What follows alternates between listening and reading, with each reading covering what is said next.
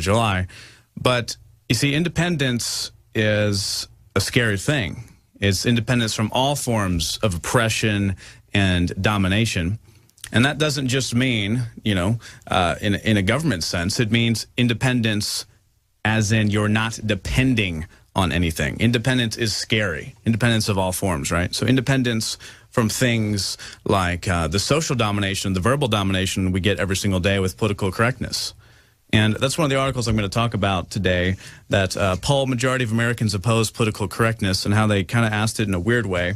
We're going to talk about real persecution instead of just fake political correctness where everyone gets upset. And that is gay men in Ivory Coast attacked for showing support to Orlando victims. So in Africa, 6 gay men in Ivory Coast were abused and forced to flee their homes after they showed some support for the Orlando attacks at polls. That's actual persecution. We're going to talk about the grand illusion that we're all under in some ways and how that ties into this. Mutilated bodies wash up on the Rio beach right before the Olympics, exactly where they're going to play volleyball, but everything's fine. You know, you think we might all be told some illusions as well? And then some weird news, too. Japanese porn industry says it's very sorry that actress was forced to have sex on camera, extorted. French beach police are now going to carry guns with their swimming trunks and bulletproof vests because of terror threats. And then we're going to talk about cannabis compounds could treat Alzheimer's by removing plaque-forming proteins from brain cells. And we're also going to talk about the truth about marijuana and how it has nothing to do with getting high in this sense. And then another weird one, too. Mounting evidence suggests hobbits were wiped out by modern humans. So, hey, Lord of the Rings was a true story, all right? Frodo was out there about 30,000 years ago. Apparently, hobbits did exist. But before that, and before we get into Apple, this new patent that could prevent illegal phone recording, so you're out at a public event or a concert or something, and it says, sorry, can't take a video. Something amazing happens, you know, asteroid coming down through the sky up, you're at a concert, can't take a picture or video. Just doesn't work. Of course, I've been talking about that for a long, long time, and now it's about to come. We'll be right back, and we are going to play a special report from Alex in the next segment. Stay tuned.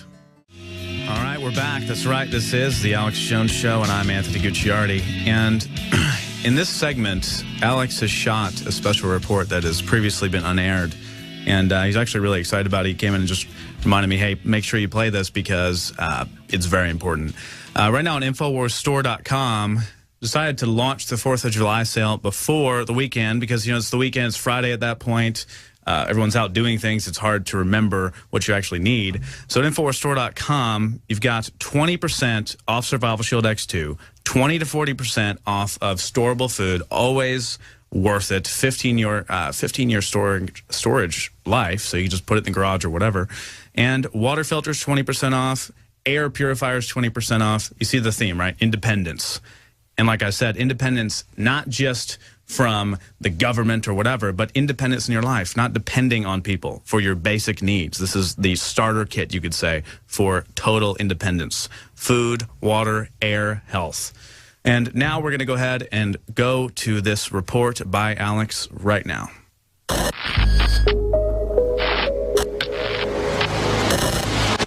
42 years ago, Dr. Henry Kissinger, the known war criminal, was Secretary of State in the Richard Milhous Nixon administration. And he authored National Security Study Memorandum 200 that remained classified for several decades. In that memorandum, now publicly available, they talk about using food as a weapon and as a tool of social control. Not a new idea. The Romans had carried it out, so had the Babylonians, the Egyptians, the ancient Chinese. It's known as siege, control of food, control of water, you control a population. But his aim wasn't just to use it for control. His aim was to use it for depopulation, to ship the West toxic waste to the third world. That was just one of the sickening ideas in the declassified portion of this memorandum. Fast forward to 1992 in the Rio de Janeiro Earth Summit in Rio de Janeiro. There, globally, we saw the planet codify a plan to not push for expanding human wealth and expanding human success and expanding the living standard, but to reducing it and setting up a society based on making the people poor. And setting up a global structure where having children is next to near impossible. That is the world we live in. If you go back to 2007, the British Ministry of Defense came out and echoed a Department of Defense report from here in the U.S. saying that beginning in the year 2016, right through 2020 to 2030, that they believe there would be massive multi-100% food price increases worldwide. And that during that global meltdown, that there would be incredible social unrest that would depopulate much of the earth. Now, in 2016, Vice magazine and other publications are reporting on a 2015 report produced by the U.S. government, the UN, and scores of foreign nations, as well as the State Department, overseen by food giant Cargill, the World Bank, and most importantly, the World Wildlife Fund. The World Wildlife Fund is a eugenics, anti-human organization set up by Prince Bernhard, who also founded the Bilderberg Group and who was a Nazi officer. He was also cousins and best friends with Prince Philip, Queen Elizabeth's husband, who says he'd like to come back to the earth as a virus to kill 80% of the population. He also doesn't believe that Africans are people. This organization sells environmentalism to make the elite look like heroes saving the earth, when in truth, they are ushering in a planetary tyranny that is irrevocably damaging the fabric of our planet. In this new FEMA report, with headline, FEMA contractor predicts social unrest caused by 395% food price spikes, you learn that this is a report filed with governments and major institutions overseen by a contractor that since the 1940s has been the main advisor for the U.S. Navy Marine Corps. The game itself created an opportunity to live into the future. It caused people to think through what the possibilities are. And in that process, I think they realized what they have to start to do today to prepare for that future. The challenges and crises that we were assigned are exactly what we expect to see in the future. So you've got famine, you've got increased pests, you've got the role of climate change in the world. It's a world where it's getting hotter and it's getting drier. We're also seeing increased social unrest because of the volatility in the food system. Food prices are going up 400%. We've got a flood of migrants coming in. The world is starting to fall apart. Everything we do is going to have some negative effect. We are going to have a pretty hard world to live in. The new normal is volatility. You need to read the report and the articles about the report for yourself, because it fits in to the Defense Department report now from about 9 years ago, and to the British report, where they're acting like, oh, this is terrible, but we believe this is coming from all of our experts. But the experts are the eugenicists at Goldman Sachs, JP Morgan, and other major institutions that have been admittedly, artificially jacking up food prices worldwide, financing the Arab Spring, financing other revolutions to consolidate control. Everywhere, whether it's Venezuela or Brazil, or whether it is areas of Spain or Greece or Italy, central banks, private banks are installing presidents and prime ministers. They're threatening an EU military to take over 8 nations that are trying to leave the euro, who never even voted to enter it. We are seeing an iron curtain of tyranny descend, and it's the globalists that have been orchestrating a financial world meltdown that is triggered by a food meltdown. There are major studies you can look into that when 50% of someone's paycheck or a family's earnings each month goes towards food, civil unrest, riots, and destabilization are triggered.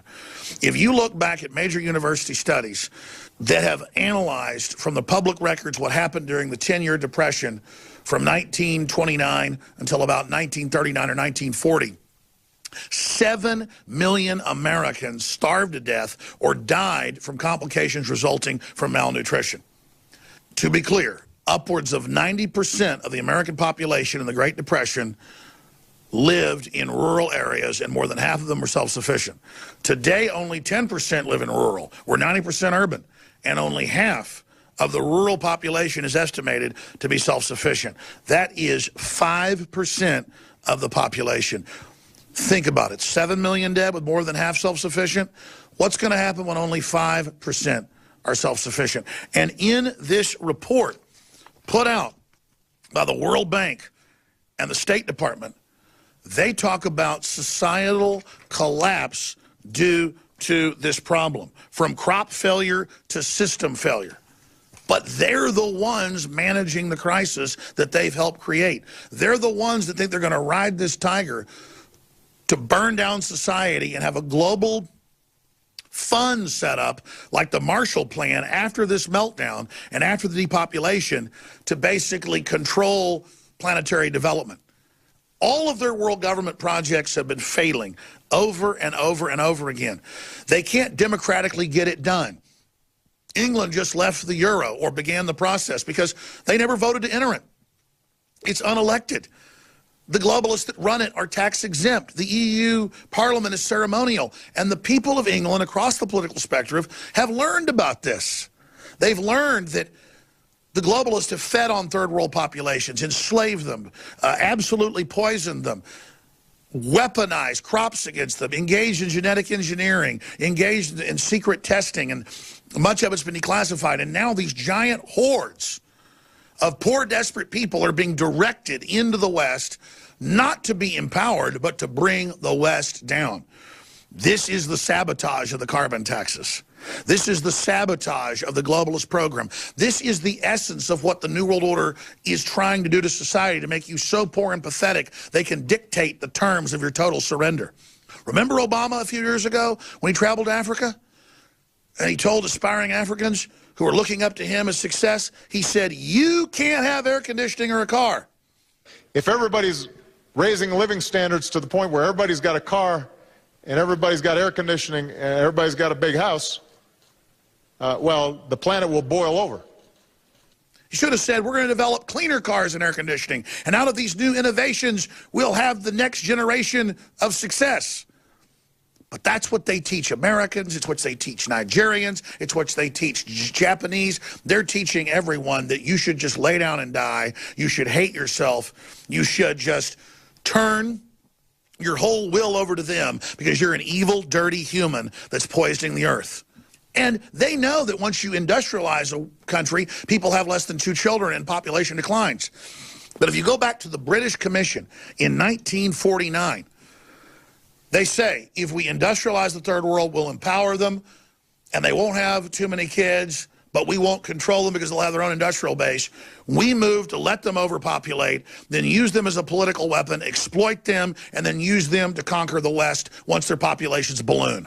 This is a cold-blooded plan by the most wicked people the world could ever imagine. This is the ultimate divide and conquer, great game, play one side off against each other system, and it's absolutely a threat to humanity. Food riots now have killed yet another Venezuelan. According to Reuters, they're reporting that a man was shot dead on Tuesday during looting and food riots that were proliferating around the crisis-hit Venezuela. That's according to an opposition legislator who issued that report, bringing it to at least a number of four in the number of fatalities for this month's wave of unrest. These were the chaotic scenes as residents of a city in southeastern Venezuela went on the rampage in search of basic food items. People desperate for staples like milk, rice and flour stormed a supermarket warehouse in Guayana City. A 21-year-old man was shot dead during the unrest. As the government has reportedly neglected to pay the EBT benefits for 8 days. Michael Snyder of the Economic Blog reports, widespread reports continue to pour in from all over the nation of glitches with the food stamp system. It is 8 days into the month, and large numbers of people still have not received their benefits. And in other instances, it is being reported that EBT cards are simply not working correctly. Michael Snyder continues, on downdetector.com, there are scores of reports of problems with the EBT system from people all over the nation. Could this simply be another example of government incompetence, or is something else at work here? Now, the big question is, what are we going to do about it? The advice I give you is the same advice that I carry out in my own personal life. Number one, everybody needs to be able to protect themselves. Everybody needs friends and family they can rely on in crises. and everyone needs high-quality storable foods and high-quality water filtration systems.